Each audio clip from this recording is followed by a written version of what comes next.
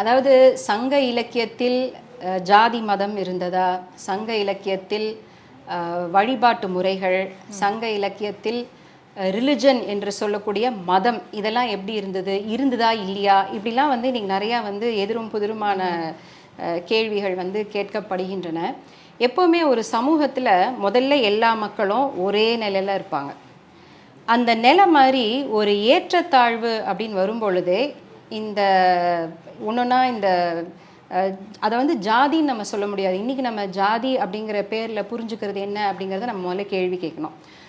உதாரணத்துக்கு சங்க காலத்து இலக்கியத்தில் வெவ்வேறு மரங்கள் கூட ஜாதி நம்ம சொல்கிறோம்ல, அது ஜாதி மரம் அப்படிங்கிறோம். அப்போ மரத்துக்கு என்ன ஜாதி?